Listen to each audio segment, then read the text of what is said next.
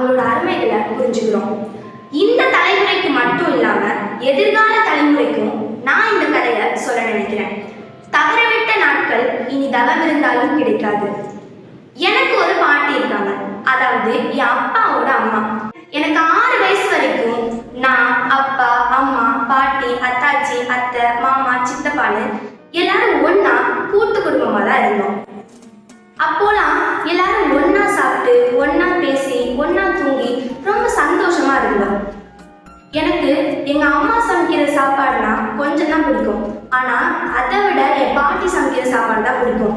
அம்மா சமைக்கிற சாப்பாடு நல்லா தான் இருக்கும், ஆனா என்னவோ எனக்கு பாட்டி சமைக்கிற சாப்பாடுனா ஸ்பெஷல். அப்புறம் எனக்கு 7 வயசு ஆகும்போது நான், அம்மா, அப்பா 3 பேர் மட்டும் தனியா வீடு கட்டி அந்த வீட்டுக்கு வந்துட்டோம். முதல்ல ஜாலியா தான் இருந்துச்சு, ஆனா போக போக நான் அவங்களெல்லாம் ரொம்ப மிஸ் பண்ணேன். எல்லாரும் ஒன்னா வீடே கலகலன்னு இருக்கும். ஆனா இப்போ வீட்டுல 3 பேர் தான். ஒரு மாதிரி தனிமையா ஃபீல் பண்ணேன்.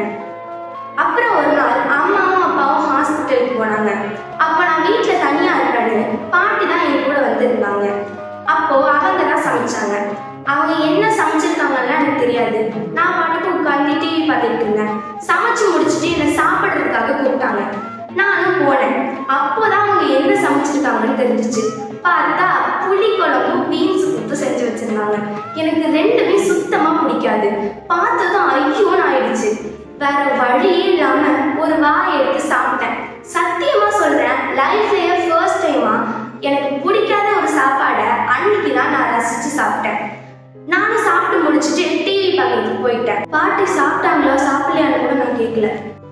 அப்புறம் கொஞ்சம் நேரம் கழிச்சு அம்மாவும் அப்பாவும் வீட்டுக்கு வந்தாங்க. பாட்டியும் அவங்க வீட்டுக்கு போயிட்டாங்க. ஒரு 2-3 வருஷம் அப்பப்போ பாட்டியை வீட்டுக்கு போய் பார்ப்போம். அப்படியே வருஷமும் ஓடிடுச்சு. சரியா 12/7/2023 அன்னைக்கு சாயங்காலம் பாட்டி ஃபோன் பண்ணாங்க. ஃபோன் வருதுன்னு நான் தான் அம்மா கிட்ட எடுத்துட்டு போய் கொடுத்தேன். அப்போ எனக்கு பாட்டியோட பேசணும்னு தோணல. அம்மாவும் பாட்டியோட பேசிட்டு ஃபோனை வச்சுட்டாங்க. நைட்டு ஒரு 10:30 இருக்கும். அப்பா, அம்மா, தம்பி எல்லாரும் தூங்கிட்டாங்க. நான் மட்டும் தனியா ஹாலில் உட்காந்து ஹோம்ஒர்க் எழுதிட்டு இருந்தேன். கொஞ்ச நேரம் கழிச்சதும் ஹோம்ஒர்க்கை முடிச்சுட்டு நானும் தூங்குறதுக்கு போயிட்டேன். ஒரு 1/2 an hour தூங்கியிருப்பேன். திடீர்னு பார்த்தா யாரோ அழுகிற சத்தம். எழுந்து பார்த்தா அம்மா தான் அழுதுட்டு இருந்தாங்க. எனக்கு எதுவுமே புரியல. பயந்து போய் அம்மா கிட்ட ஏமா அழுகுறீங்கன்னு கேட்டேன். அம்மா எதுவுமே சொல்லாம அழுதுட்டே இருந்தாங்க. திடீர்னு ஃபோன் அடிக்கிற சத்தம் கேட்டுச்சு. யாருன்னு பார்த்தா அப்பா தான் ஃபோன் பண்ணாங்க. ஃபோன் பண்ணி அம்மா நம்மளை விட்டு போயிட்டாங்கன்னு சொன்னாங்க. அப்பாவும் அம்மாவும் கதறி கதறி அழுதாங்க. எனக்கு என்ன பண்றதுனே தெரியல. ஏன், என்ன, எப்படிதான் ஆச்சு? நேற்று வரைக்கும் நல்லா தானே இருந்தாங்க. எனக்குள்ள அப்போ நிறைய யோசனை. இனிமே பாட்டியை பார்க்கவே முடியாதுல்ல. அவங்க சாப்பிட்டாங்களா தூங்கினாங்களான்னு கூட நான் ஒரு நாளும் கேட்டதில்லை. இனிமே நினைச்சாலும் அவங்களோட பேசவே முடியாது. அப்போதான் எனக்கு ஒரு விஷயம் புரிஞ்சிச்சு.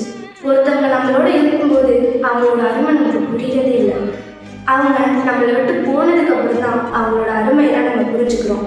இப்போ கூட என் பாட்டியை நான் ரொம்ப மிஸ் பண்ணுறேன். அவங்க திருப்பி வரமாட்டாங்கன்னு ஏங்கிக்கிட்டே இருக்கேன். உங்கள் எல்லாருக்கும் ஒரு விஷயம் சொல்லணும்னு நினைக்கிறேன். உங்கள் அப்பா, அம்மா, பாட்டி, தாத்தாவை பத்திரமா பார்த்துக்கோங்க. இப்போ பார்த்துக்கலன்னா அவங்க இல்லாத போது என்ன மாதிரி நீங்களும் கஷ்டப்படுவீங்க. உண்மையை சொல்லணும்னா என் பாட்டி தான் எனக்கு கிடைச்ச பெரிய கிஃப்ட். ஆனால் நான் அதை மிஸ் பண்ணிட்டேன். அதே தப்ப நீங்களும் பண்ணிடாதீங்க. ஐ மிஸ் யூ பாட்டி. நன்றி.